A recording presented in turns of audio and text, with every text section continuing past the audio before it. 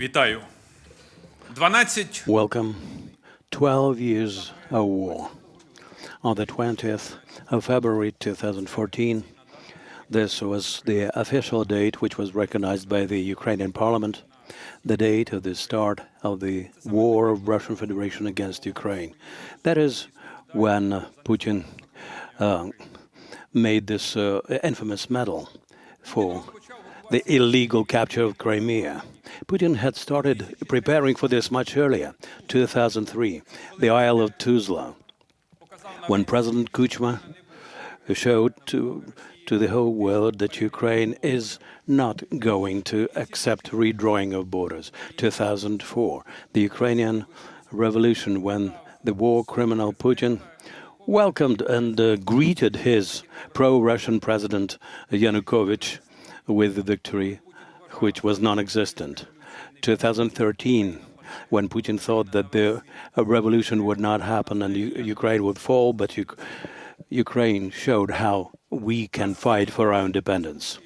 Now in the world there are broad discussions that the epoch of the world order has come to an end, and it has happened just now.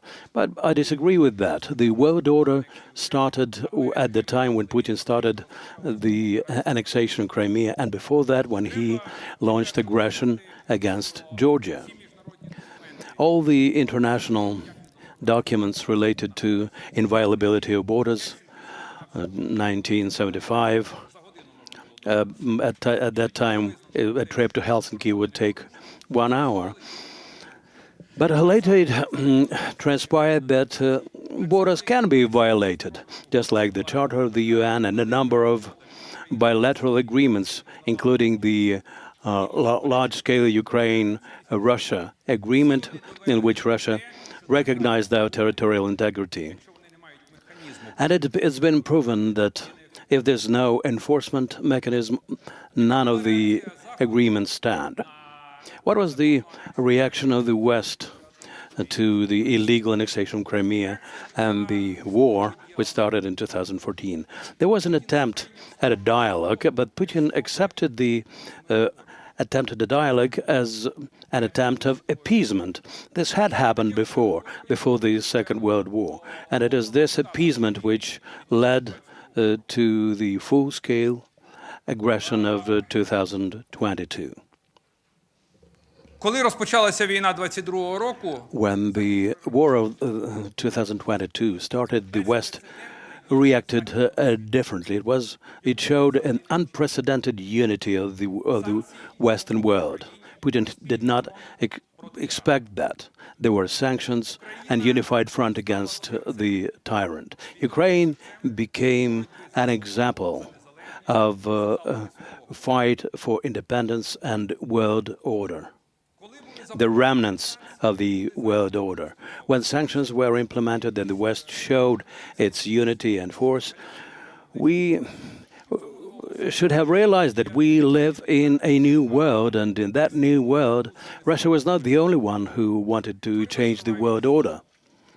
A new axis of evil came to be. In this axis, China is a key ally of Russia, plus North Korea, Iran, Venezuela, and other totalitarian regimes that want to redraw the borders. And the fact that Ukraine is fighting together with our Western allies thwarts their plans.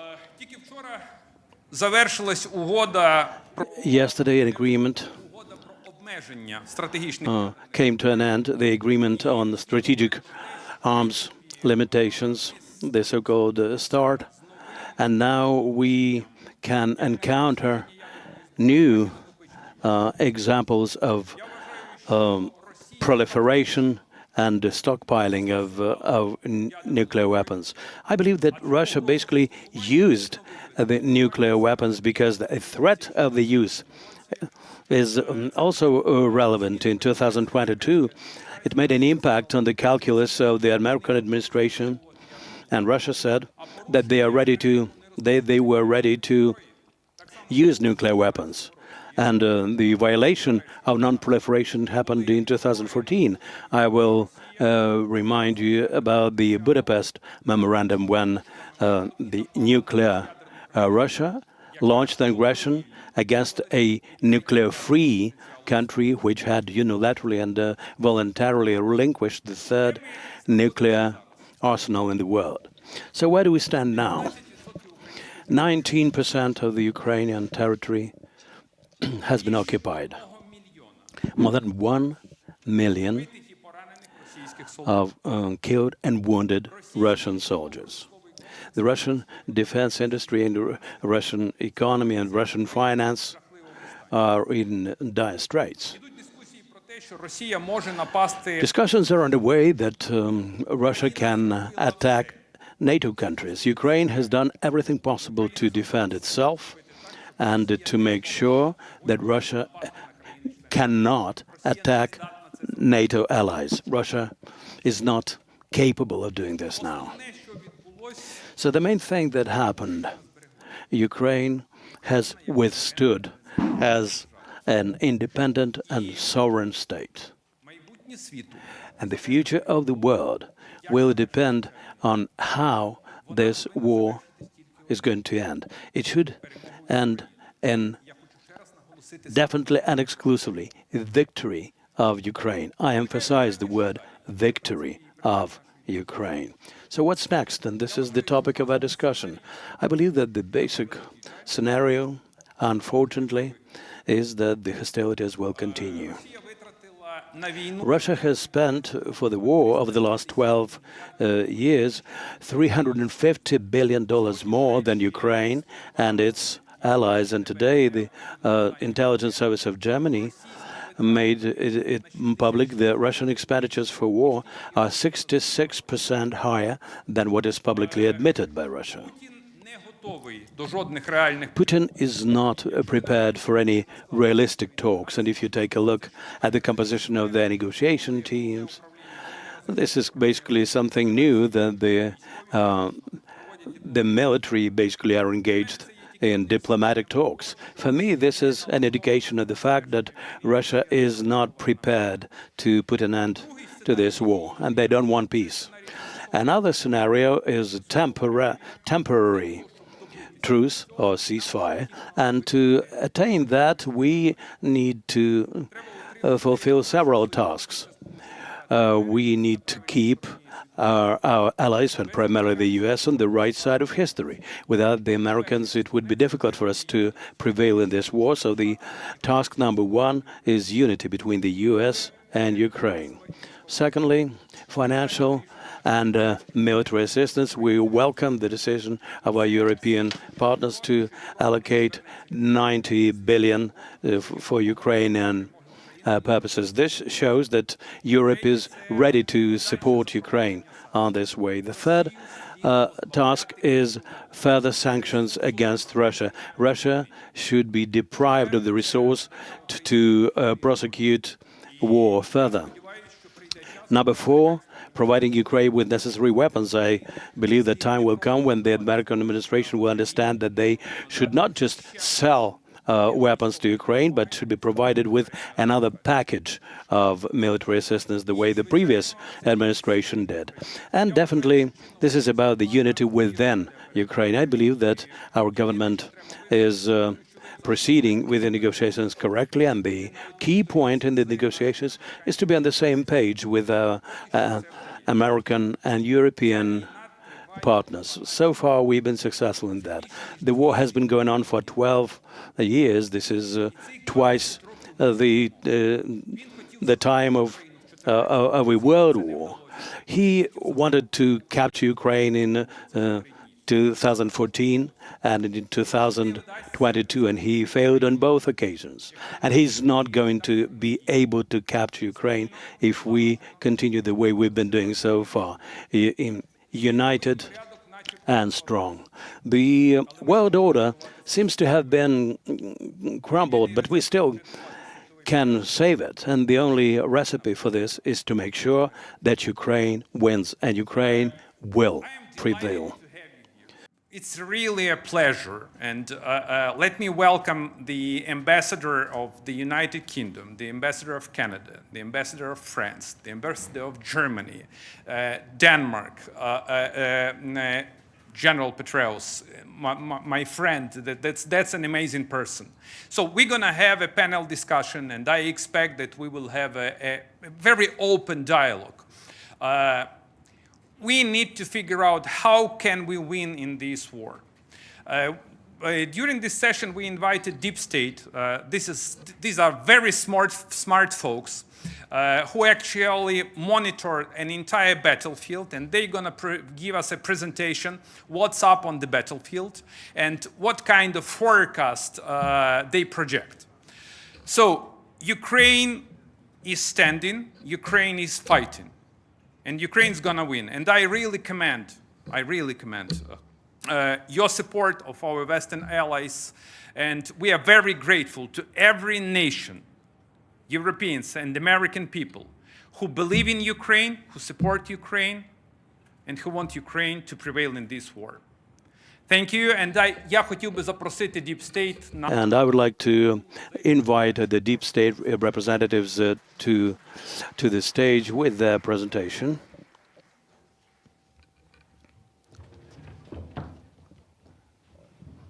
Всіх вітаю, друзі. Зараз на своїх екранах ви можете бачити QR-коди.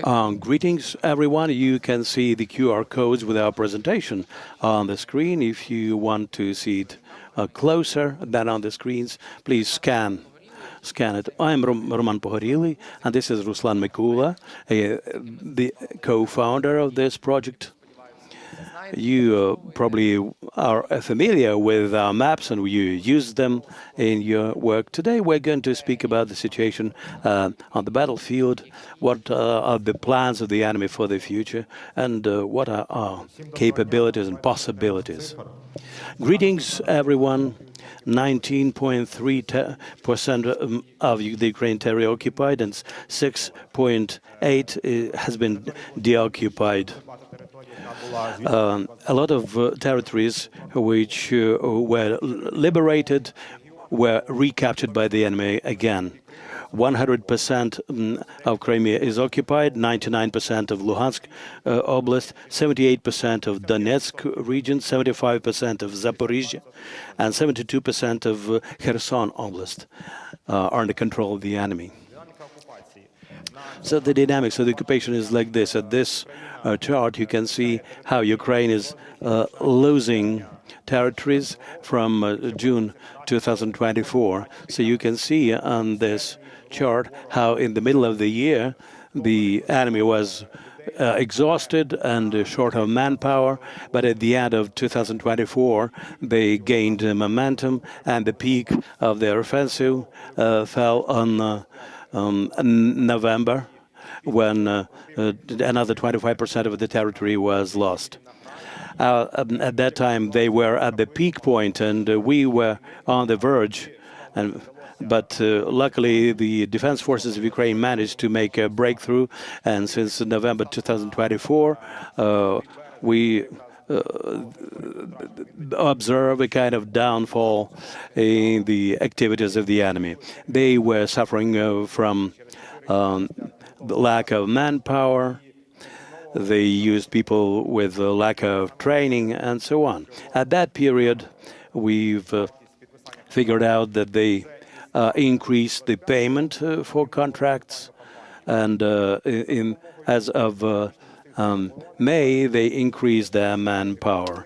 In September, October, we managed to slow down the enemy, but in next November, they became more active, and in January, the monthly average rates was twice as low as they had previously had. President Trump and many in the administration of the U.S. would like to know these statistics. Previously, the Russians controlled 32% of the Donetsk Oblast. At the time when later they captured another 24% in 2023-2025 until now, for 3 years. the enemy captured 21.8% of this oblast, and 21.5% of the oblast is under Ukraine's control. So if we take the TAPO 2025, the enemy will need another 700 and, well, basically 2 more years to capture the entire oblast. Алло? Сьогодні ми ще також поговоримо про ситуацію безпосередньо, яка проходить. Today we'll also speak about the situation on the front line. If we get to the next slide, we'll see two towns, Pokrovsk and Mirnograd. Probably you've heard about these two towns for which the battles are going on. In fact, the Russians planned to capture them even before winter 2025, but they are lagging behind their plans, thanks to Ukrainian Defense Forces.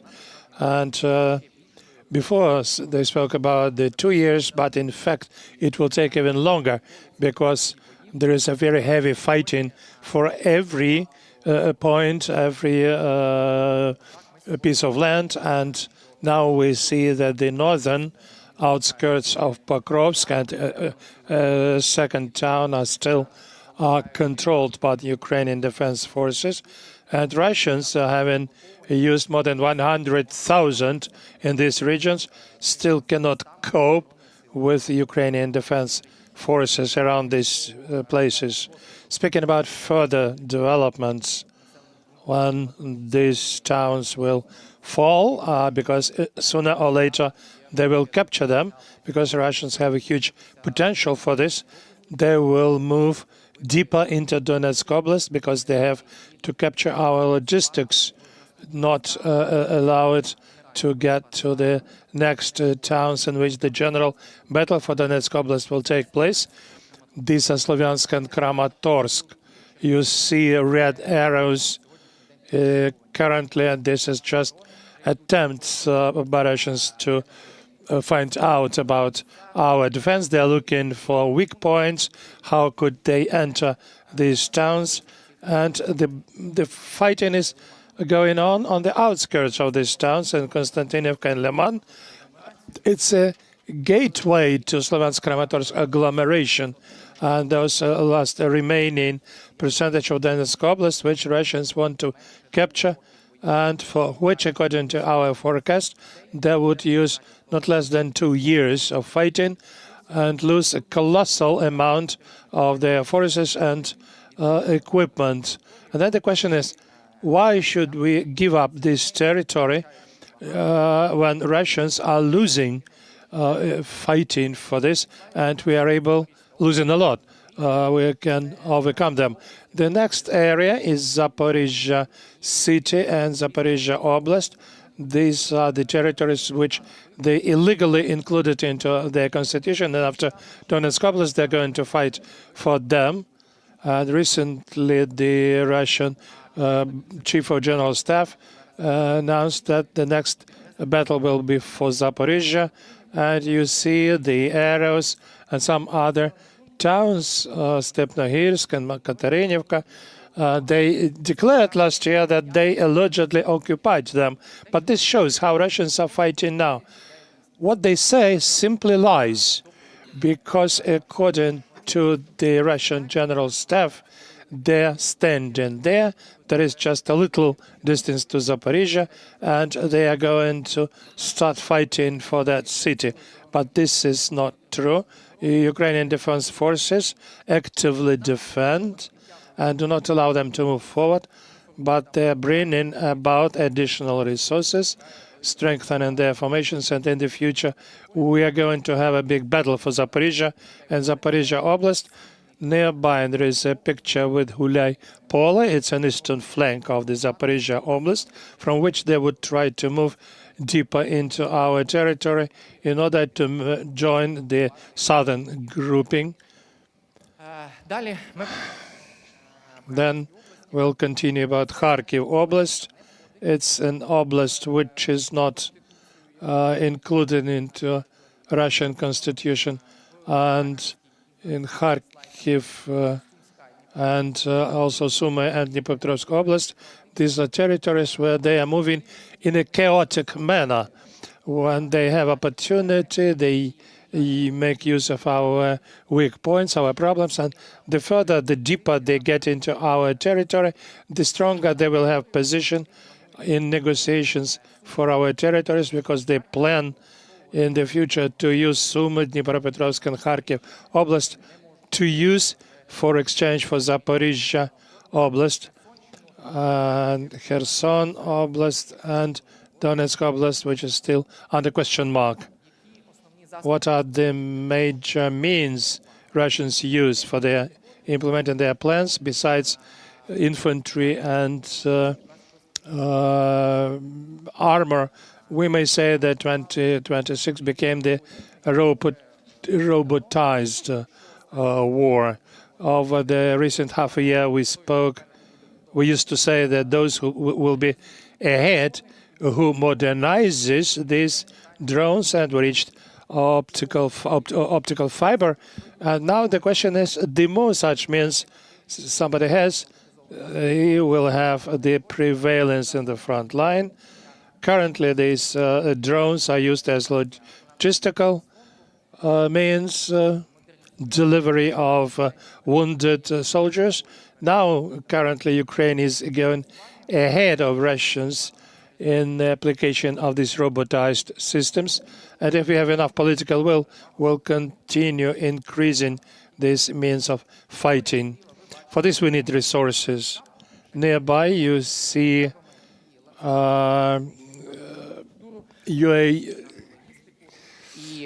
guided bombs, Shahed and Lancet. They use a lot of this means. And now the world faces the huge question how to counter guided bombs, because now it's extremely difficult to counter them. Now it's a challenge for the whole world. Russians are increasing their numbers. They are going to modernize them for them to be able to reach 100 kilometers deeper. You all know about Shaheds. Currently, Russians are ruining our country, using them not only on the front line, they are ruining our energy structure, civilian infrastructure, defense, and use them all over the territory of Ukraine. These are the means which deserve special attention, and we need to find counterbalance to them and increase the production of our own means. And the main recent problems of Russians in the front line, the first problem is huge losses and deficit of personnel. Yes, there are much more Russians than Ukrainians, but they're suffering heavy losses. And this is the demonstration of what Russians pay for capturing our territories. The next weak point of them is that they stopped using armor. We remember that at the beginning of full-scale advancement, they had all these armor columns. Now there is no massive use of armor. They use a light motorized equipment like buggies, motorbikes, and other lighter things. That means that for the enemy, deep breakthrough, it's a big problem. And the last, logistics. They planned to fight against NATO, United Kingdoms, United States, fight for their interests, but at the same time, the fifth year of this war, they cannot use normal equipment. They use donkeys, horses, and camels in order to deliver food and munitions. And in the end, I would like to say that it seems that we have lots of problems in our countries. It's very difficult for us. But at the same time, for the fourth year of full-scale invasion, we are standing against this huge country with huge resources. And then at the beginning of winter 22, they moved here using lots of tanks. And now this army has this, and this. Now we have to unite. We need resources, and having this big power will be able to counteract their power and their force. Thank you.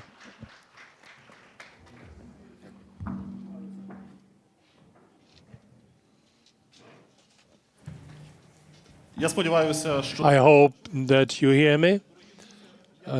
Dear friends, first of all, I would like to thank Ruslan Mikula and Roman Pogorely, co-founders of Deep State UA project, for this presentation, for a very brief, concise and clear picture of where we are. If we combine speech by Arseniy Yatsenyuk, the head of the Kyiv Security Forum, and this information from Deep State, we see the depth of the history of war and current situation. And what our colleagues from Deep State said for this is very important, that Ukraine is fighting not only against one nuclear state, but against the club of nuclear states, and this country is using camels. We're very grateful to you for the interest to our event. I see very many people. For us, it's a big honor, and we're very pleased. I see that Ambassador Charlie is looking for his seat. I want him to find quickly his seat, because it's very important that our friends and participants be able to listen to the discussion, which today is going to be one of the most central for Ukraine and for the West. My name is Danil Lubkivsky. I'm director of the Kyiv Security Forum, and I'm privileged to moderate today's panel, which is of utmost importance for the Kyiv Security Forum audience and for all Ukrainian audience. Many Ukrainians will follow what we are going to discuss today. Canada's Prime Minister Mark Carney said in Davos that the strength of the less powerful begins with honesty. I hope that this is a promising beginning, a promising start for our honest and sincere discussion. So without any further ado, let me invite our distinguished panelists to this stage. First of all, I would like to invite our special guest, General Petraeus, our good friend and member of the Kyiv Security Forum Security Council. Sir, you're welcome. Former CIA director and former commander of the United States Central Command. I'm really happy to invite our guests. Pani Natalka, Ambassador of Canada to Ukraine.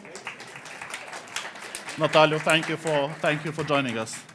Ambassador Neil Crompton, Ambassador of the United Kingdom to Ukraine. Excellency, happy to see you. Ambassador Heiko Thoms, Ambassador of Germany to Ukraine. Ambassador, watch out. Ambassador Gaël Veyssière, Ambassador of the French Republic to Ukraine. Happy to see you, sir. And His Excellency Lars Olof Somdal Petersen, who is representative of Denmark in Ukraine. Charge.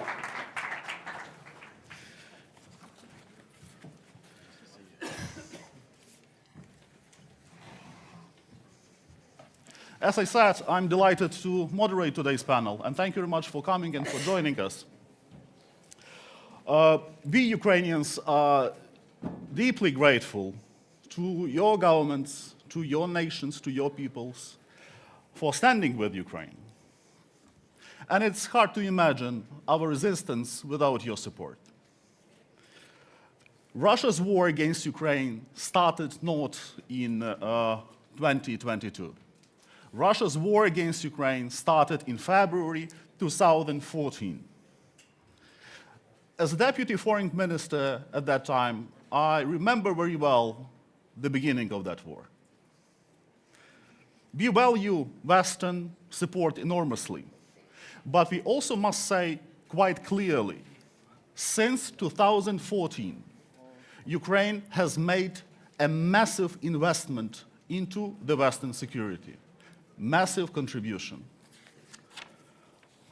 For 12 years, Ukrainians have bought the West time to wake up, to understand, to prepare for a Russian threat that has never gone away. In these 12 years, the world has changed dramatically. And Europe today is not attacked by Putin alone. We see open contempt for sovereignty, territorial integrity, and international law. Vladimir Putin celebrates. President Xi Jinping watches with satisfaction. Lavrov now claims that Russia's occupation of Crimea is no different from the United States' claims regarding Greenland. How come? So this is the logic of force. This is the logic of might is right. And yet Russia cannot defeat Ukraine. As our colleagues from Deep State UA project made this assessment that Russia is too weak to conquer Ukraine militarily. But its main weapon today is psychological exhaustion. So let us begin with two core questions. Did the West respond correctly to Russia's aggression 12 years ago? And does the West respond correctly to Russia's aggression now? And I would like to start our conversation with my first question, which goes to Ambassador Heiko Thoms of Germany. Sir, I'm really happy that you join us, and I believe that you will make a great contribution into this discussion. So this is the question. I do remember the talks between Prime Minister Yatsenyuk and Chancellor Merkel in 2014, 15, and then later. Many critics of Chancellor Merkel said that her policy was a policy of appeasement. Looking back to 2014, what do you think? What West could have done better? And did the German society understand the catastrophe of the policy of appeasement which we witnessed and faced in 2014? You're welcome. Yeah, thank you very much. And let me say first and foremost, I'm very glad to be here, and thanks for the invitation, Arseny. This is just 1 week ahead of the Munich Security Conference, the Kyiv Security Forum. Difference is that Munich Security Conference is not yet in the basement. So, but it is a good preparation for this. Many of us will be there next week. Never say never. Yeah. So I think it's hard to criticize very bluntly decisions which have been taken 12 years ago. I know many of the actors personally who have been in the decision-making process. They can give good reasons why at the time the world presented itself to them the way it did, why they didn't take other decisions, but on the other hand, it's quite clear. Now with hindsight, there were certain junctures where we probably should have acted more decisively. I think that's not only true for the period 10, 11, 12 years ago. I believe that's maybe even true for today. I believe that we way too much let Putin fight the war that he wants to fight. Looking back the way you do now with your question is something that should give us something to think about also for today. Thank you, sir. So what are the conclusions for today? Are we ready to respond correctly to Russia's threat? Does Europe understand what's going on? I think that for a long time, I'm a German citizen. I've lived in Germany at times in the past 12 years. I know that there was not in the broad German society an awareness of the acute threat we are under, but this is changing rapidly now. I believe that especially what has happened in the last 18 months, again, also on EU territory, things that we see in terms of hybrid warfare, cyber warfare, informational warfare, there's a growing awareness in my country now too, that this somehow needs to be taken extremely seriously. Chancellor has said already that we are not at war in Germany, but it's also not peace that we are in. So, far from that, absolutely. Absolutely. So I know that our Baltic colleagues, our Nordic colleagues, our Eastern European colleagues were aware of this way more than we were in Germany. I was myself at NATO between 2017 and 2020. I remember very vividly what I was told by my Eastern European Baltic colleagues at the time. which I understand a lot better nowadays. And things like drones over German airports, drones flying into Poland, incidents which look like sabotage and hybrid warfare also on German territory make us much more aware of the situation that we're in nowadays. There is a growing awareness. I can assure you that in the German political class, no matter what the color and the party affiliation is, the awareness is 100%.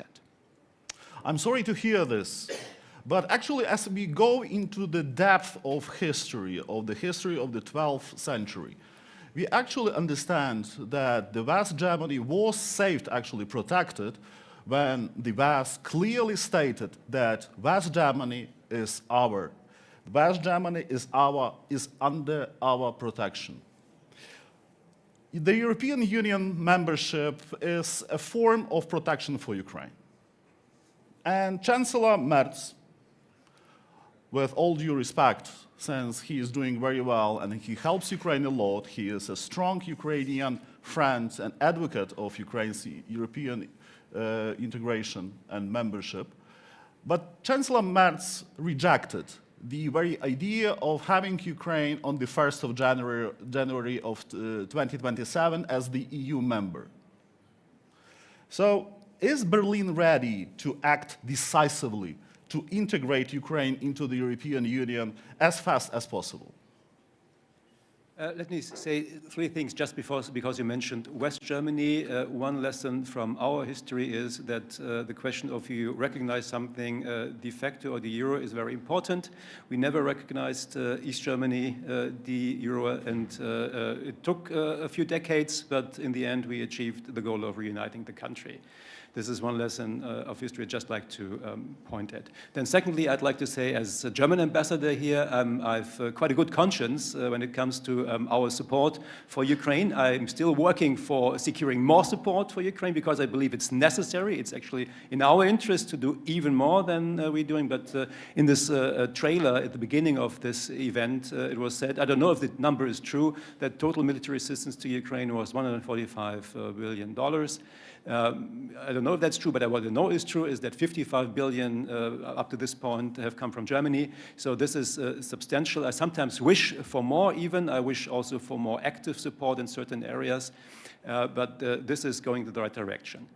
Thirdly, you ask about EU integration of Ukraine. I believe as a practitioner of European affairs. I've served in Brussels twice, once at the EU, once at NATO. I've done a lot of work on the European Union. I believe it's actually, friendship also needs honesty. And I believe it's just an honest assessment that the 1st of January 2027 would be, to say it as a diplomat, extremely ambitious. I don't think it's realistic because of the simple workload that you have to implement, the thousands and thousands of acts that you will have to do here in Parliament. And it's not only enough to enact a law, you also have to implement a law, and that takes time. Think about very simple things like pesticides in agriculture. If you implement EU agricultural legislation, you would have to switch your whole agricultural sector around. This needs time. It's just one thing. I was State Secretary in the Ministry of Finance. To implement the whole acquis, EU acquis in banking regulation, this takes time. What I believe is important is a quick process. We will do everything in our power to support Ukraine in this process, but the process is what is first and foremost also in Ukraine's interest, because this will reform the country up to a point that will be very much in the interest of each and every single Ukrainian citizen. I see there's absolutely no reason why Ukraine shouldn't be taking the same route as Poland. When Poland joined the European Union, it had 25% of German GDP per capita. Now Poland is at 55% of German GDP per capita. In the early 2030s, Poland will be at 90% of German GDP per capita.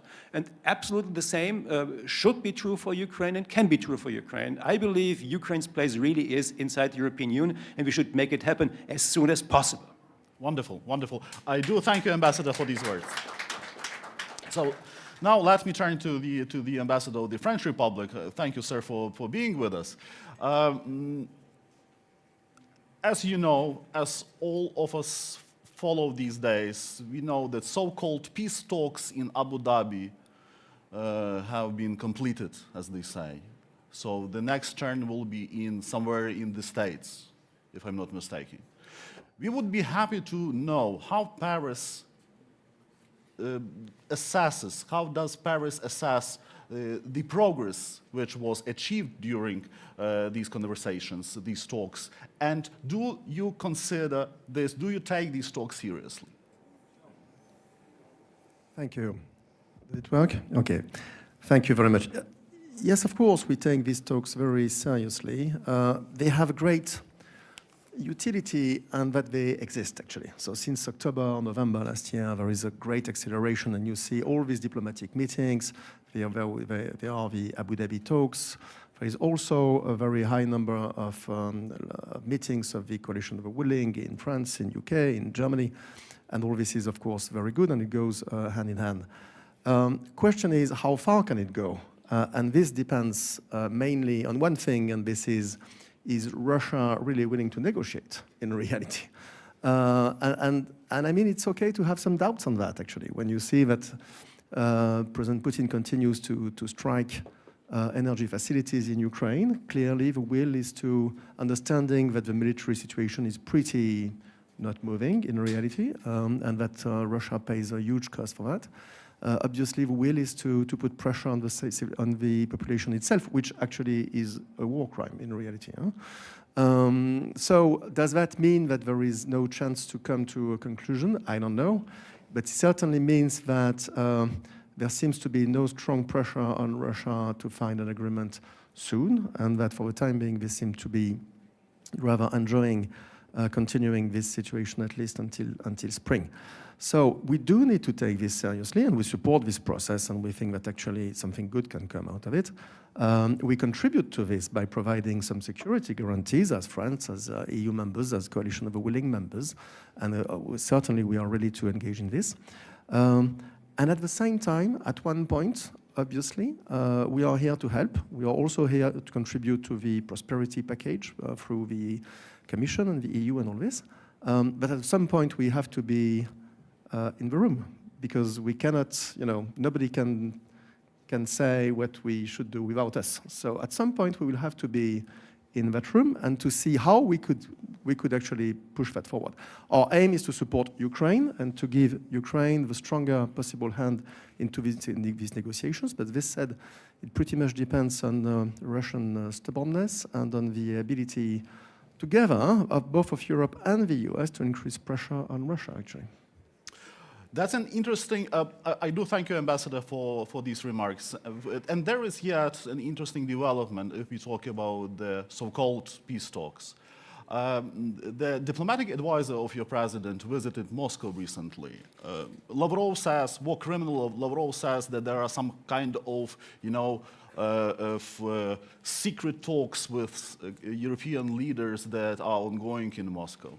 So would you be so kind to elaborate on this and to share with us what was actually discussed in Moscow, and what are your conclusions, and what actually was achieved during these talks? Thank you. So how to say this? First and foremost, it has been always very clear for us and for the French president, and they say that publicly, that we are not speaking with Russians anymore, not because we found that it was impossible to speak with them, but we found that it was not useful, that nothing could come out of it. And this is why for a long time there was no contact whatsoever. It did happen in the past, actually, that there were some exceptions to this. For example, French president did call all members of P5, permanent members of the UN Security Council, in July 2025 because of Iran.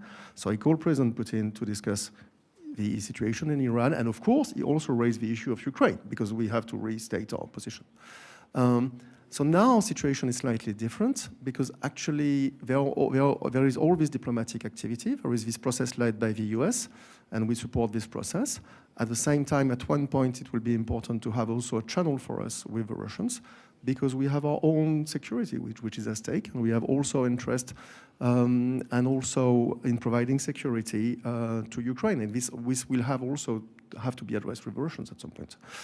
So we are not there yet. For the time being, what happened is only to an opening of a channel which was closed for a long time, so it's opened again.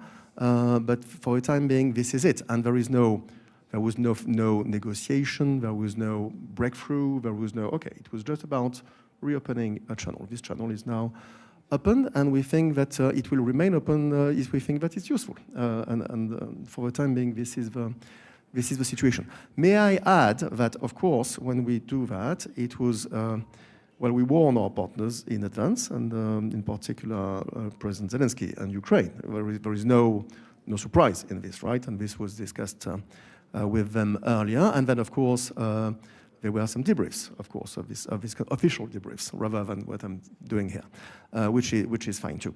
So we are all trying to push into the same direction here. Excellency, sounds very reasonable for me. You know, what we hear from the press, from different reports that we receive here at the Kyiv Security Forum, that there is some kind of thinking behind the what may be called results of the so-called, peace talks perspective. So there are 20 points to be decided or discussed. And there is some kind of extravaganza in that thinking, that the United States is going to sign something with Ukraine, then they are going to sign something with Russia. I mean, and Europe should accept what the United States is going to sign with other parties. I mean, how do you like it? And what's your take on this? I mean, should Europe participate in these conversations? Well, I think I already mentioned that slightly, but let me come back to this. Of course, Europe and we Europeans, and I don't want to speak for other Europeans in the room, but we all want to help, and we want to help strengthen the hand of Ukraine into these negotiations, provide security guarantees, provide a prosperity package, provide every kind of reassurance that can be provided, including the possibility of a deployment of multinational force of a coalition of a willing inside the framework of a ceasefire. So we are completely ready to do this, but of course, it depends of the whole package, because of course, the more Ukraine will have to face some difficult choices, the most important must be the security guarantees, because you have a balance here. And of course, we have to be fully associated with that. So it's true that right now there is a bit of an uneven situation where actually this discussion is going on between the Americans, Russia, and Ukraine without us. And all what we are saying is, well, we are here to help. We want to contribute. And at some point, if Ukraine in particular think that it is useful that we would contribute, well, we have to be in. I do, thank you. And now I turn to Ambassador of the United Kingdom. Thank you very much, sir, for being with us. And I will continue with the questions that are important for the Ukrainian, not only Ukrainian, but the international audience as well. And the question is simple. In your opinion, because you have this very peculiar angle of, from which you may give your standpoint,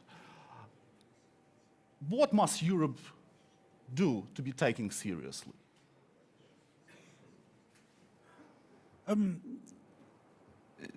It's a big question, and actually being in Ukraine sort of makes us in Britain feel more European.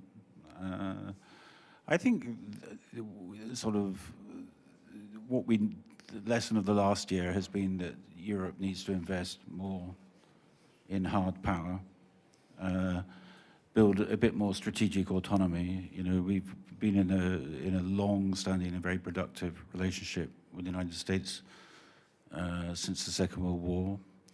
I think we all recognize times are changing. Sometimes we overinterpret this and attribute it to President Trump. I think President Trump has his own style. I spent a number of years in Washington, and when you're in Washington, you used to think let's differentiate between kind of what the immediate administration is saying and what the long-term trend is. And I think it's a fact that every U.S. president since John F. Kennedy has told Europe we ought to spend more on our defense. You know, under President Obama, they talked very openly about the need to, United States' desire to rebalance from Europe to Asia. And I think, you know, we've been a bit slow to react to that. I think the way that Heiko said, I think sort of Putin's actions in Ukraine have been a wake-up call. I think, regrettably, have been a wake-up call since 2022 rather than since 2014. And I think sort of President Trump has brought a different approach. The old rules-based order feels a little weaker than it did 2 years ago.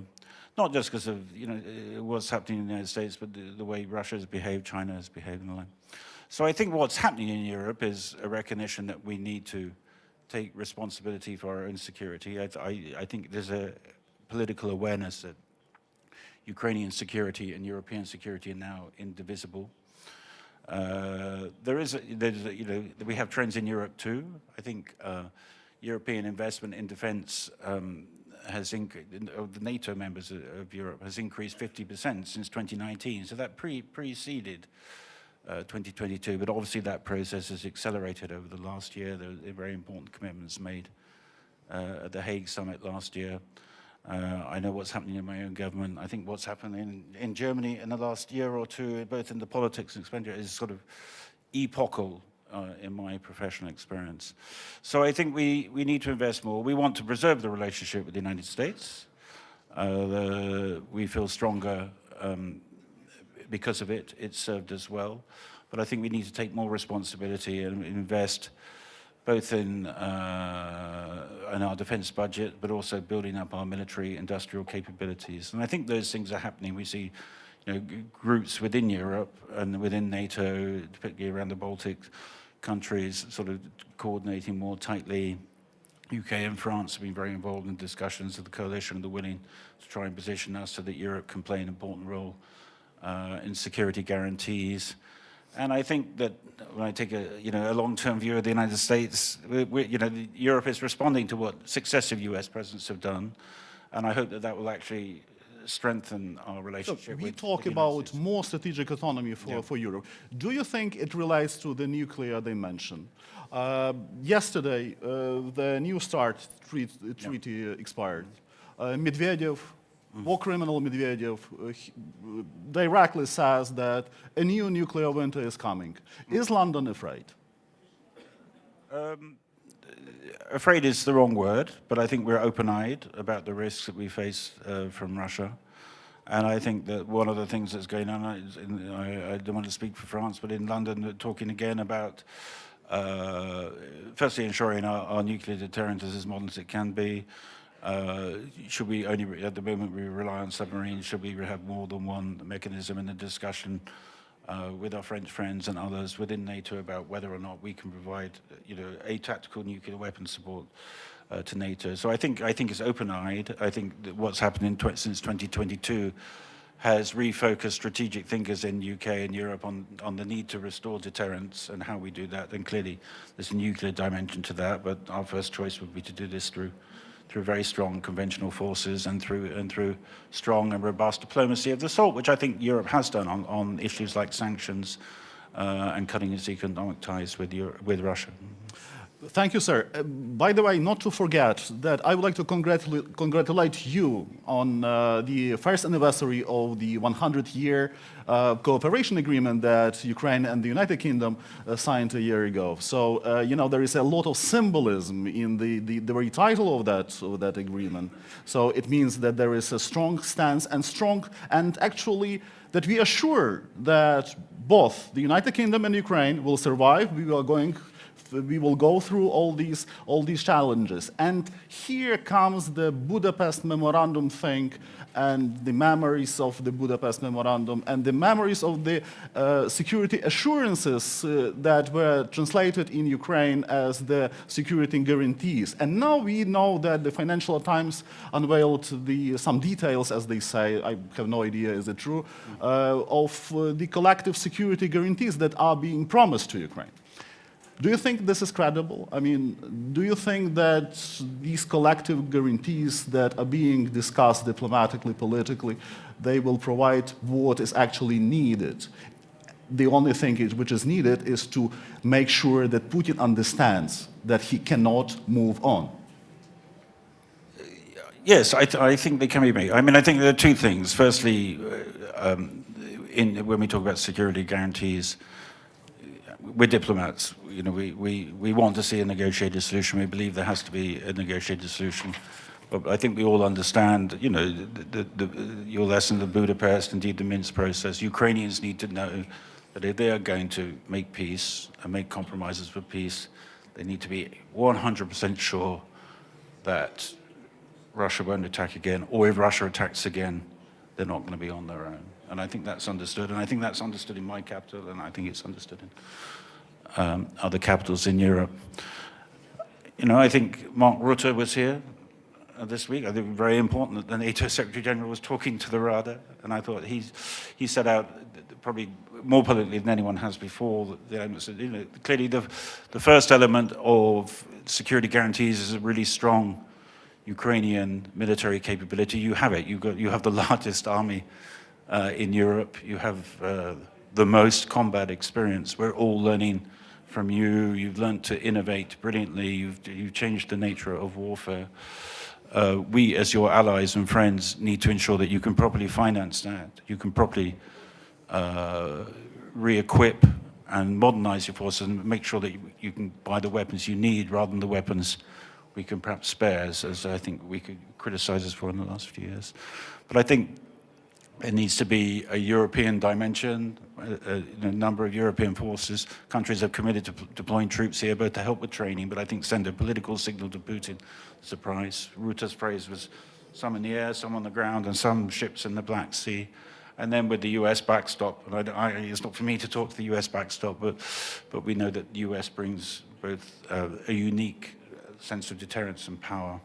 So I think we've made good progress on that, and I think that actually the other strong element of the diplomatic process since November has been that there's a clearer idea about the future economic and political relationship that Ukraine will have with Europe and the United States, including European Union membership.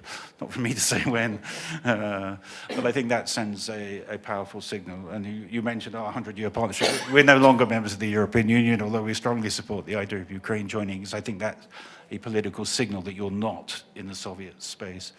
But I think our 100-year partnership, which is a bit intimidating for me, is that we don't have a 100-year partnership with any other country in the world, I think is our way of saying that we see beyond the war and we want to be friends with Ukraine. Not just friends with Ukraine, but partners, and we want to do things with you and share university students and share, you know, technological projects and learn from your experience in the military sphere. Thank you, sir. I do understand, I do believe, applauses. I do believe that the European Union misses the United Kingdom. If I may, I trust that after Ukraine joins the European Union, the United Kingdom can reconsider and maybe think about getting back. Okay, no I'm kidding, and I'm trying then to move to some wider picture, what we all are interested in. And this great picture definitely includes Canada. Natalka, I started by quoting your Prime Minister, who had, a remarkable, outstanding speech in Davos. He actually said what everybody thinks, and he told this directly. President Trump didn't like it. So, your Prime Minister has said that the global order is shaking. President Trump continues to insult Canada, to provoke Canada. Media report some contacts between the United States administration with the, as they call them, the so-called Canadian separatists. I'm not sure if that's true, but if that's true, what does it mean? So, my question is very simple, but difficult. How Canada, goes on with all this pressure? Thank you for having me here. I think I am I am the only non-European country here, besides the general. So, yes, it's a good question. So all Canadians were very proud of our Prime Minister in that moment. And I agree, I think the speech resonated with many other countries, in particular if you happen to be not one of the great powers. So Canada proudly is a middle power. And Second World War was very important for Canada because we understood that we were not a dominant power and very unlikely to be a dominant power. We're relatively small in terms of population. So we turned instead to influence. And we made use of that influence. And we also understood the power for Canada in terms of alliances. Having good friends is very important. And so we invested a lot in NATO, the UN system, strong alliances. And maybe over the last few years, we've let that slip. And I think what the Prime Minister was saying is that we woke up and we understand that things have shifted.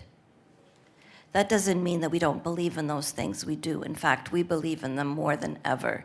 And those alliances are very critical. And I think that there's a lot of similarity with Ukraine in this moment. Ukraine is turning into a very important global influential power and a very important alliance for all of us. So there's a lot that middle powers can do, right? I think that we understand that having all of our resources come together makes a much larger pool to support Ukraine and the effort. We understand that at still whether it's at the UN or elsewhere, speaking with one voice as much as possible. I think Ukraine senses all of us as an alliance and trusts that we're there, and we've proven that over and over again. And you see that in the military training, you see that in the coming together with the coalition of the willing, you see that in the security guarantees that I believe that are supporting Ukraine. So in the day that there will be, in the event that there will be a ceasefire, then we are there as strong allies. So I believe this is what the Prime Minister was communicating. You are talking about strong allies, and I cannot agree more. But I also cannot but mention an elephant which is in the room. And this is not the United States, it's China. You have a very interesting track of relations with China. Your Prime Minister visited, if I'm not mistaken, visited China. The UK Prime Minister visited China. Everyone visits China. So how would you explain your relationship with China and China's possible role in all these very difficult and intense geopolitical game? How does that expression go? Keep your friends close, keep your enemies closer, I believe. I think it's been an important step for Canada to make peace with countries.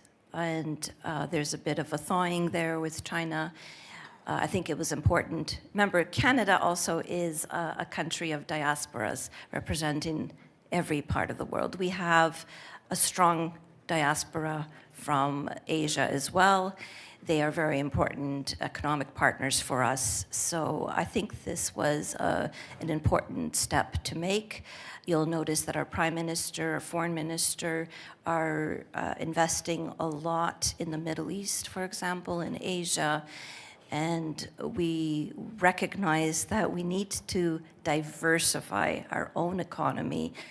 And Asia, Middle East are very important partnerships for us to diversify to. So this includes Saudi Arabia, for example, and others. So it's just the reality for Canada right now, and we are focused on exactly that. So we're focused on diversity, strengthening alliances, and mending fences. Thank you, Natalia. So this is just a reality. This is the reality. And now I turn to our good friend from Denmark.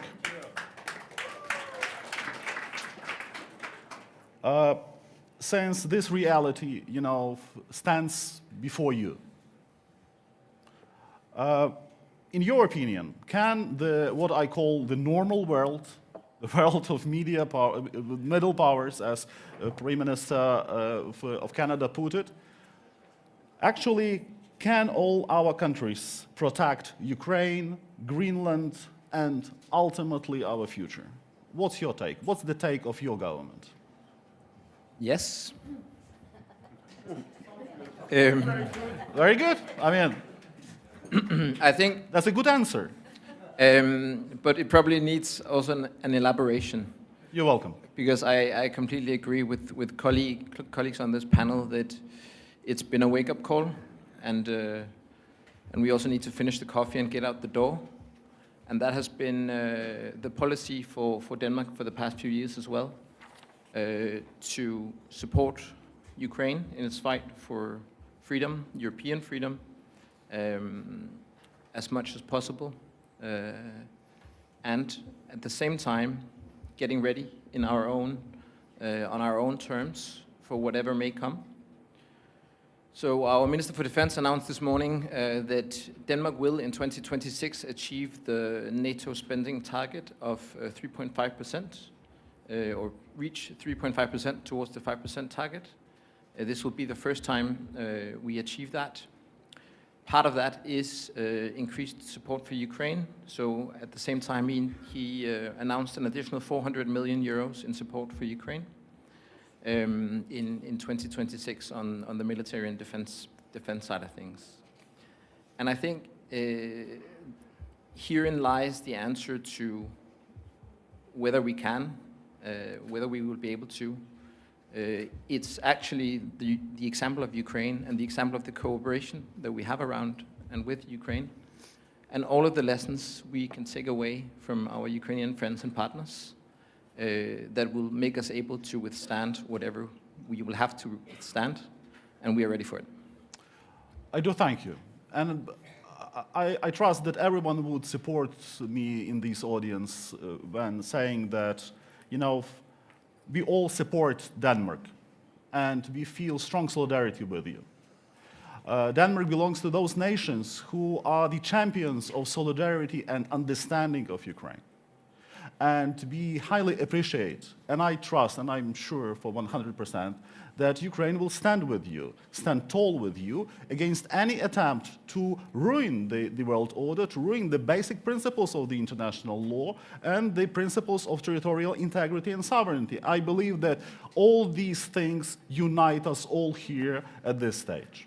So be strong, and we are with you. Don't be afraid, we are. Thank you very much. Thank you, I do appreciate. So now I turn to our special guest, General Petraeus, and we are going to discuss two core questions. First of all, thank you, sir, for being with us, being here in Kyiv, being here in Ukraine, and we value this very much. My first question is, how do you assess the overall situation on the front, taking into account what our colleagues from the deep state UA told us, and how do you see the perspective? Well, first of all, let me thank Prime Minister Yatsenyuk for once again pulling together a very intellectually stimulating gathering. I am very proud to be a member of your board, of the Kyiv Security Forum board, and I also want to begin by saluting not just the Ukrainian military, although I do that and have the greatest of admiration for them, but also to salute the Ukrainian people. We know very well what they have endured this winter, a particularly cold winter. I should note, in fact, that at midnight 2 nights ago, I was out with a drone interceptor unit. They were conducting training. And the bone-chilling cold is something I haven't experienced in many, many years. I think probably since I was going through ranger school in the dead of winter on a mountain in North Georgia. what the Ukrainian people have done, the determination, the fortitude, the creativity really is hugely impressive. We're just ending my 9th trip to Ukraine since 2022, and I should note that I was first in Ukraine when it was still a member of the Soviet Union. It was a historic visit by the Chief of Staff of the U.S. Army, who was making the first visit to the Soviet Union since General George C. Marshall went to Yalta, and it was quite a historic occasion. And to see what has happened in Ukraine since that time is truly remarkable, and again, another source of enormous admiration. This was a really great trip because we got to meet with General Syrskyi. We separately met with his deputy. We went out, as I said, for drone training in the middle of the night. We went to the Air Defense Operations Center, which has just been established. We were there on the first day that it's set up, and it is hugely, hugely impressive. Deputy head of the President's Office, the DTEC CEO, and learned about the extraordinary challenges, of course, in detail, of the damage to the electrical grid, what they are doing to get it back online, the issues that many people are going to have to deal with for quite some time, given the enormous destruction that has been wrought. 2 different drone units, and each time we are here, we visit with the same unit, Nemesis, and to watch its evolution has been extraordinary as well. The first time I visited, they were a battalion, then they became a regiment. They are now a brigade and growing steadily. They operate on ground, in the air, and at sea. We also met with leaders of the 3rd Corps, the Snake Island Institute, other drone facilities, and so forth. And to watch every few months what has taken place is really a joy for an old soldier to see the creativity, the initiative, the independent action, and the rest of it. How do I see the situation? I see it the way the Wall Street Journal does in an editorial that they published earlier in this week, that Putin is not winning. I really strongly believe that that is the case. And let me just supplement a little bit of what the deep state had to say, and I agree wholeheartedly with their assessment.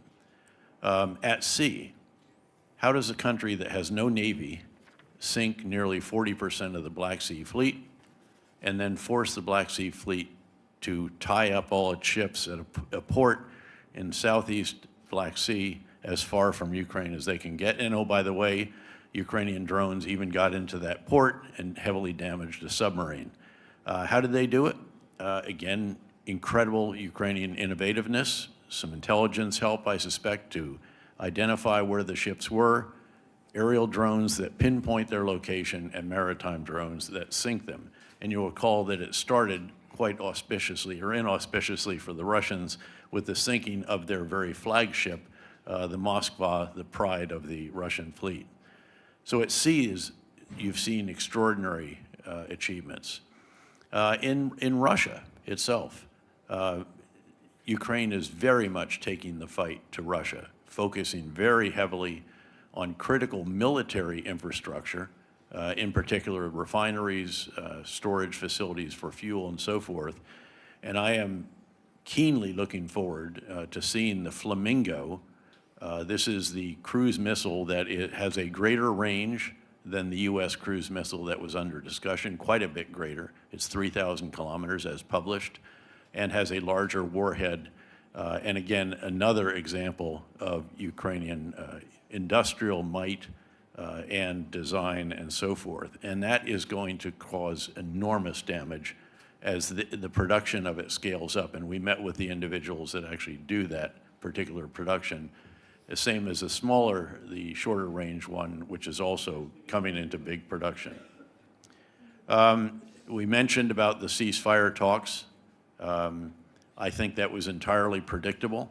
I think, by the way, that Ukraine has demonstrated extraordinary skill and willingness to make some compromises while still establishing some red lines because of your constitution and so forth when it comes to if there was going to be land swapped for some other objective. What has happened here, I hope, is that the United States will finally recognize that Vladimir Putin has no intention of negotiating a true ceasefire, allowing the kind of security guarantees that are so essential. My salute here our European friends who have played such a key role in designing the security measures, the guarantees for Ukraine, even bringing the United States into it in terms of monitoring a cessation of hostilities and confirming violations if that is the case. I would hope that, again, when Medvedev, when Putin, when the others state that they still insist on their core demands, which are outrageous, of course, essentially demilitarizing Ukraine, being given the land, the fortified cities that they aren't even going to be able to get to for quite some time, much less actually conquer. And I'm sure they'd love to see President Zelensky replaced by a pro-Russian figure. None of those can be acceptable to Ukraine, and I know that they are not. So what could happen here? How could this, I somewhat famously forgot that I had an embedded reporter with me when we were doing the fight to Baghdad when I was a young division commander of the 101st Airborne Division. And I was watching the various assumptions that we'd been given invalidated one by one. And I finally turned to my reporter and I said, tell me how this ends. And I can actually, and by the way, I heard that question at every single congressional hearing until finally, after the surge in Iraq, we showed how it could end. In this case, I think there actually is a unique opportunity right now.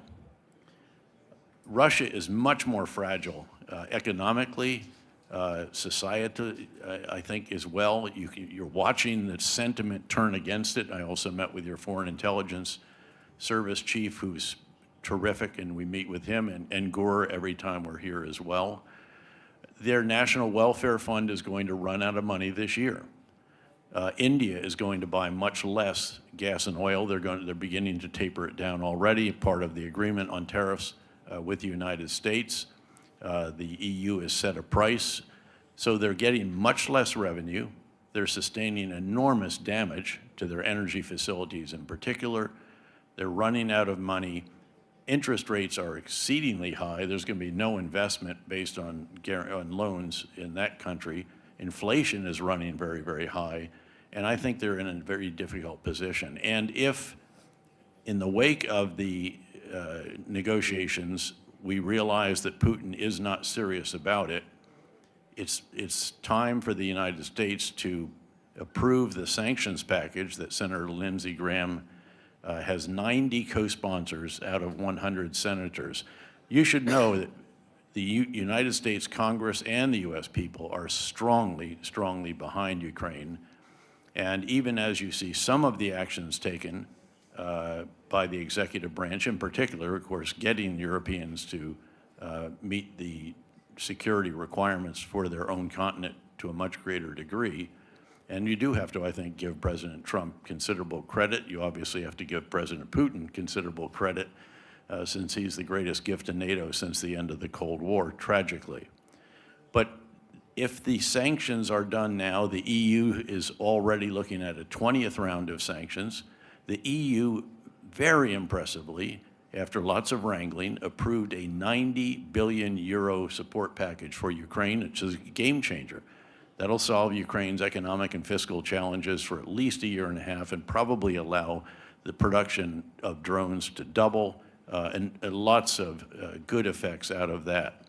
And then start to convince Putin that, you know what, he can't outsuffer the Ukrainians, the Europeans, and the Americans, and that he is going to need a cessation of hostilities. Certainly we should do more to help Ukraine in particular when it comes to anti-air and ballistic missile defense. That is a shortcoming that is very difficult to overcome, but Ukraine is overcoming just about everything else. Again, as I said, Ukraine this year probably will produce 7 million drones. They change the software on a near weekly basis, and they change the hardware every few weeks. There's never been a procurement system like this. Now this process in Ukraine is producing tomorrow's technology for today's war. In contrast to the system that we're saddled with in the United States, yes, it does F-35s and aircraft carriers, but it often has such a long process that you end up with yesterday's technology for tomorrow's wars. And we need to be learning from Ukraine in that regard. So I actually do think there is a unique opportunity right now, given the greater fragility of the Russian economy, the greater support by the EU and the European NATO members, and certainly, and by the way, in Congress, in the National Defense Authorization Act, there is funding for Ukraine for each of the next 2 years. There are also restrictions on any drawdown of U.S. forces in Europe and also, by the way, in Korea. So I don't think that this is any kind of fantastical vision here. I think this is actually reasonable if we all take the additional actions to help Ukraine stop the Russians cold on the front lines and also help Ukraine do better against missiles and drone swarms, and then do more to really hurt the Russian war economy, including, by the way, in the sanctions package, are secondary sanctions on countries that provide the components to Russia, and of course that is China, providing enormous quantities of chips, of brushless motors, of, again, all of the different components that are necessary for the military-industrial complex. So again, I am very much with the Wall Street Journal that Putin is not winning. It's a great vision. Sir, I thank you very much for this encouraging message that you are sending the Kyiv Security Forum audience. But here, you know, in my opinion, that the only thing that can save Russia from their failure, which is upcoming, is a political turmoil within the United States. And I cannot but put this question, since all of us are wondering what's going on in the United States.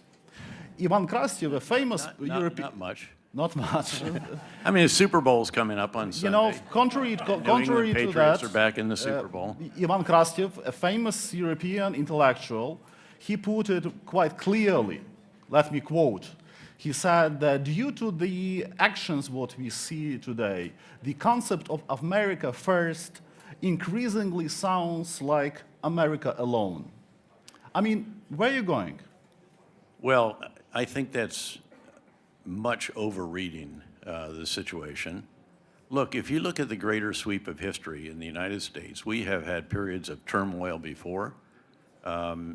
I'm old enough to remember the late 1960s and early 1970s when the demonstrations often turned into riots against the Vietnam War. There were race issues.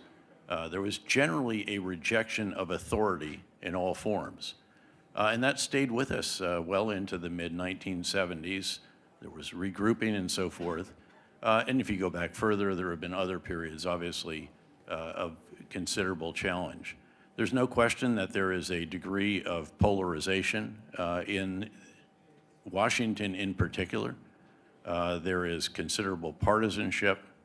And sure, we have a president who has a different negotiating style, certainly, than some of his predecessors. He truly does believe in flexing every muscle that you possibly can, intimidate the person with whom you're going to negotiate, and frankly, and he says this in his book, punch the other guy in the nose before you even sit down to negotiate. And so you just have to, again, understand a bit of that.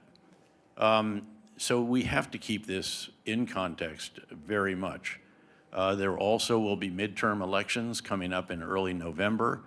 The betting right now is that the House of Representatives will flip from Republican to Democrat. That will bring back some of the checks and balances that have not been as present in the first year because of the executive branch and the House and the Senate being all in Republican hands, and a president willing to wield the power of his movement, the MAGA movement, and the rest of that. But I would just caution, often said during the first term, okay, read the tweets, now the truths, but then follow the troops, follow the money, and follow the policy. And again, if you read carefully the National Defense Authorization Act, U.S. is not going to draw down at anything substantial in Europe because Congress will not let that happen. Certainly there does need to be a continued rebalance to the Indo-Pacific. And frankly, this administration, I think in many respects rightly, has put more emphasis certainly on controlling what was largely unchecked flow of illegal immigrants into the United States, and also doing a bit more in our own hemisphere. And for what it's worth, I'll leave the debate on international law to others, but there's no other country in the world that could have carried out that operation in Venezuela, not remotely. And I'm very familiar with the capabilities of all the countries on stage here and the others from 37 years in uniform and commanding 2 wars, and thanks to the countries here who provided their troops for that. That operation, by the way, was much dicier than people realize. There was a lot more really significant action. I'm not sure how many know it, but the lead helicopter, which was one of the special operations large Chinook helicopters, the pilot took 3 rounds in the leg. The aircraft was quite heavily shot up, and he stuck the landing. The special operators got out. Keep in mind that there were 30+ Cuban Special Operations Forces augmenting the security detail of the president of Venezuela, and they were all killed. That's a lot of serious shooting. That's a lot of firefight. And the fact that we could come out of that with basically, I think it was 5 or 6 individuals wounded, only one of those fairly seriously, is truly nothing short of breathtaking. It involved the synchronization of all capabilities. I've emphasized this because the U.S. military, which is probably going to have $1 trillion budget this year, and with great respect to Europeans, and I very much applaud the increase to 3.5%, and countries already meeting it, like Denmark, which I think has also been one of the staunchest supporters of Ukraine, literally gave all of its artillery to Ukraine early on in the war. But at the end of the day, the reality still is that the United States just doesn't spend on defense more than all NATO countries put together. It spends more than twice as much as all of them. And so the U.S. is indispensable to NATO, and I'd say that having had 1, 3, and 4-star NATO positions, always dual-headed as an American.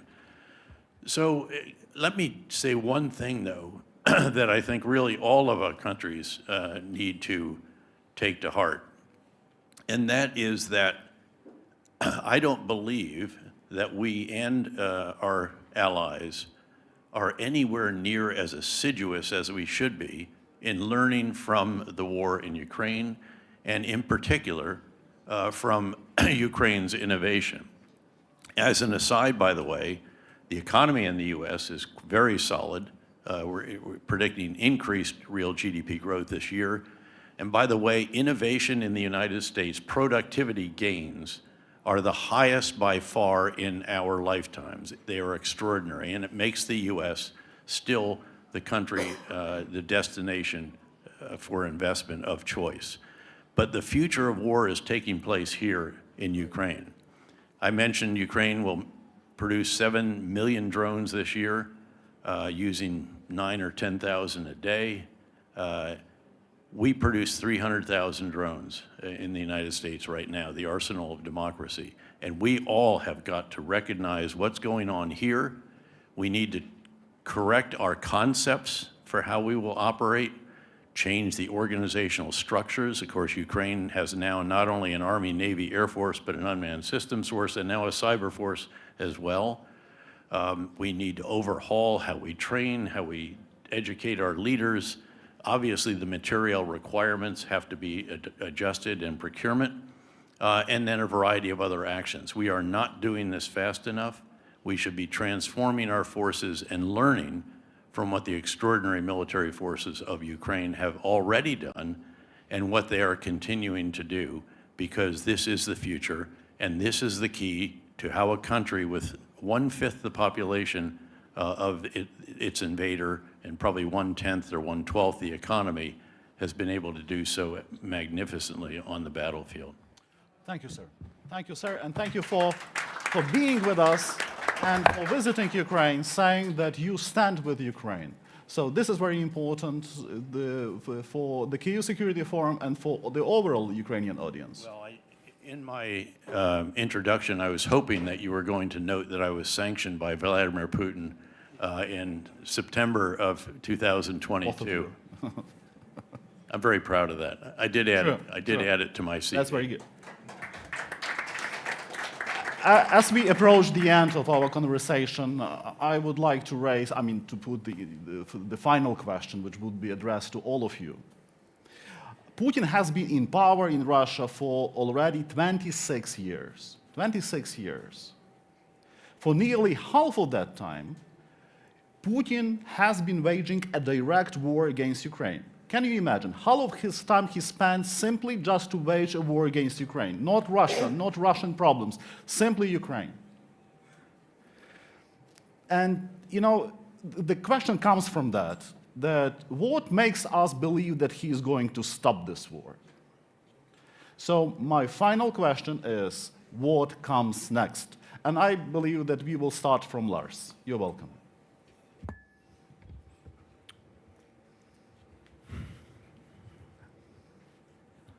I think what comes next will, of course, to a large extent, be determined by what Ukraine does and what the partners of Ukraine do. And here, we as Denmark, we still believe very much in transatlantic unity, and we are working as hard as we can with all of our partners and friends to have the readiness, the resilience, and the force and the capabilities to be effective deterrents and to have a response if ever a response would be needed. And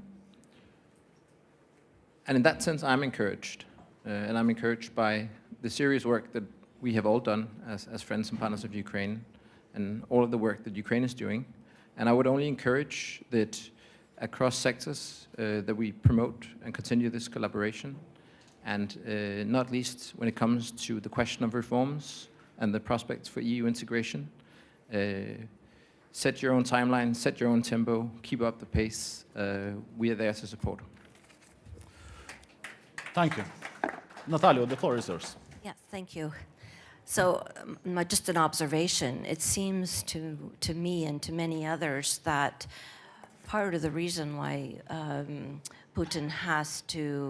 President Putin has to be in wars because we see his popularity dip when he's not.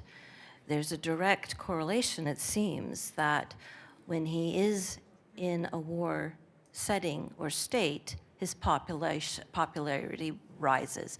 I lived in Moscow for 3 years in 2004, yes.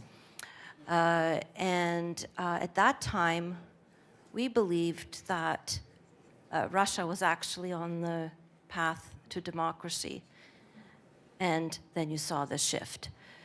But not only does his popularity seem to increase when he's in a state of war, but what we've also seen is a real serious concentration of power.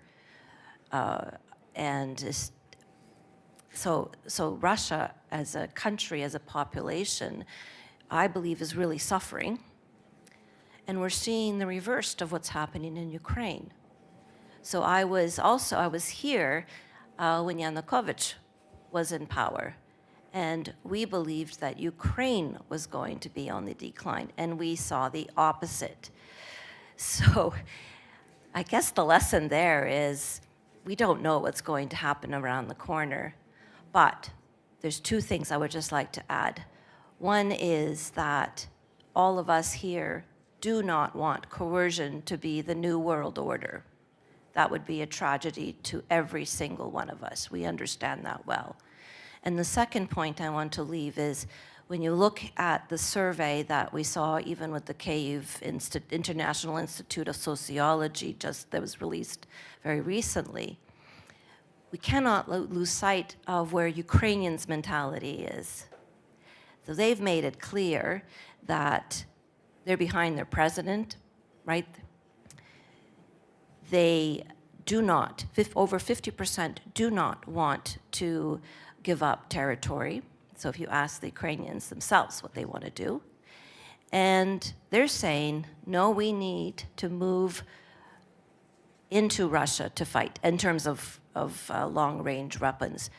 So while there's a belief that this energy crisis was intentional to suppress, lose the resilience, lose sort of the hope for Ukrainians, we see every time they're hit hard, they get stronger, tougher, and more determined to fight for their democracy and to push harder. So that's a lot to celebrate. Thank you. Thank you, Natalia. Heiko, the floor is yours. Thank you. Well, we are all asking ourselves whether this year there will be a just and lasting peace. I'm sometimes concerned that there may be a peace which is not just and lasting, but I also think that there is a much higher probability that there simply won't be peace. I'm wondering how anyone can believe that Putin actually wants peace. He certainly wants victory or his preliminary military objectives being handed to him on a silver platter. But if that's not the case, he will continue. What the general talked about, the possibility of an implosion of the regime. At some point, if we hold out, this is going to happen. I was in finance before. I believe that you have to have a close look at the banking system. There is certain vulnerabilities there. And I believe our policy should be to actually contribute to those vulnerabilities, make them feel the price. I believe that we have the means to do that we have more means to do that. And I can assure you that Germany will be firmly standing on Ukraine's side. Thank you. Neil, you're welcome. Thank you. You're right. I mean, after 26 years, we should know. I remember being in Washington when John McCain was running for president. He memorably said, I looked into Putin's eyes, I saw 3 letters. He said, KGB. So, you know, I'm a diplomat. We have to play the game of negotiations. We have to keep talking. We have to explore. But I think, you know, in the UK, we agree with the government of Ukraine that Putin will only negotiate seriously if he's put under a lot more pressure.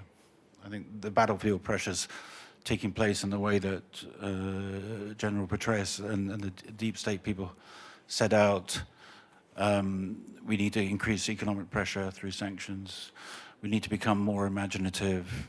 I think that there is a good case, as the general said, that Russia's strategic position is weakening. You know, the sort of quite remarkable statistic that Ukraine is now killing 10,000 more soldiers a month than Russia can recruit could become a political problem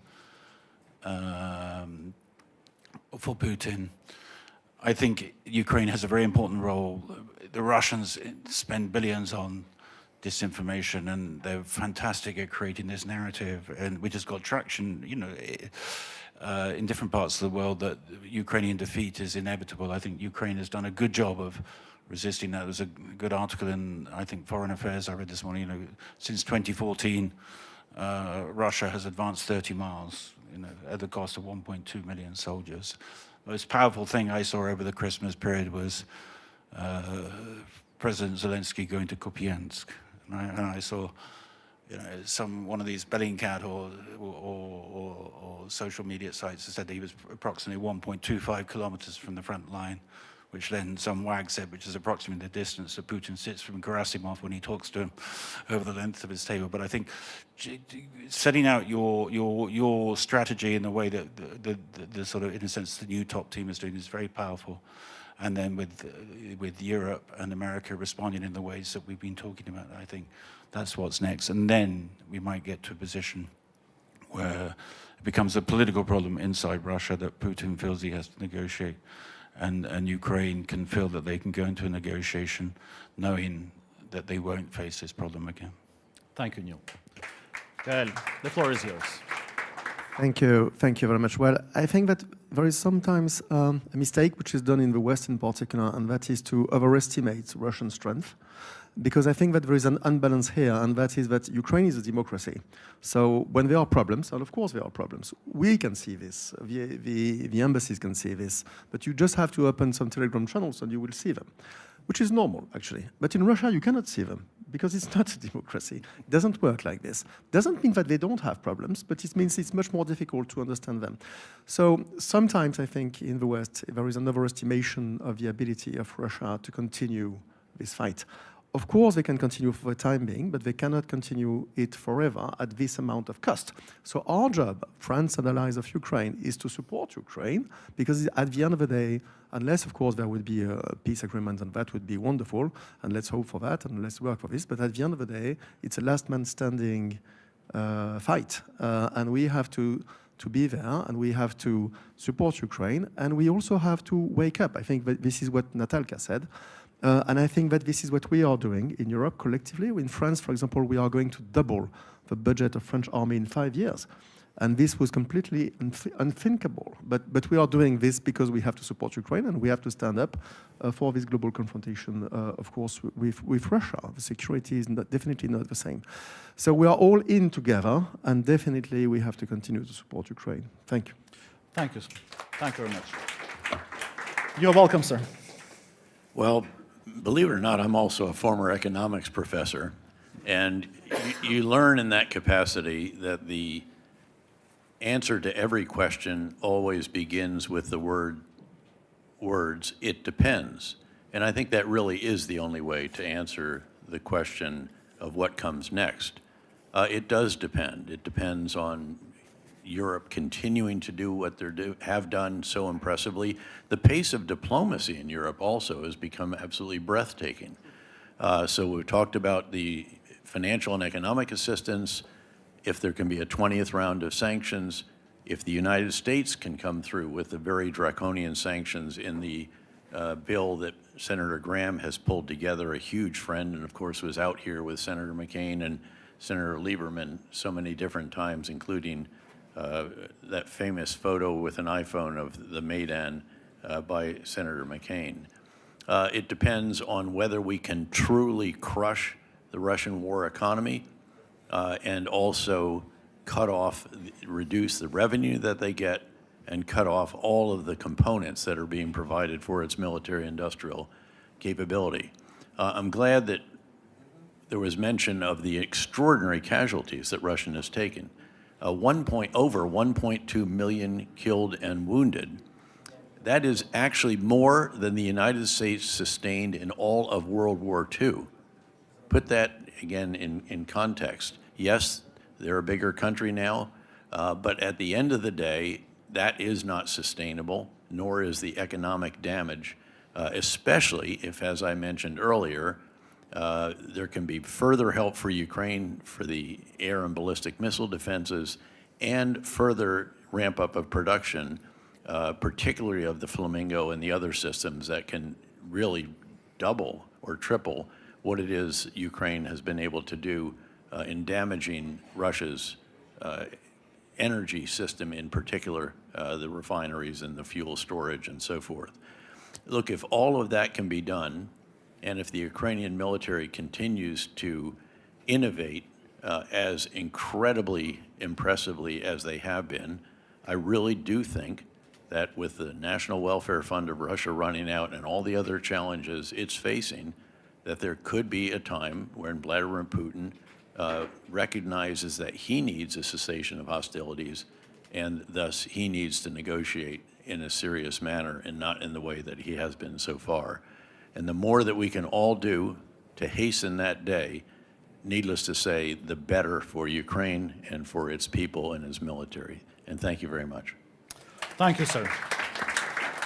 I would like to thank our distinguished panelists for this wonderful conversation, which was, in my opinion, very useful and important, not only for the audience which is present here, but for all Ukrainians and far beyond. We highly appreciate your unwavering support. We never doubt. Thank you again. Дуже дякую. Wonderfully done, as always. Thank you.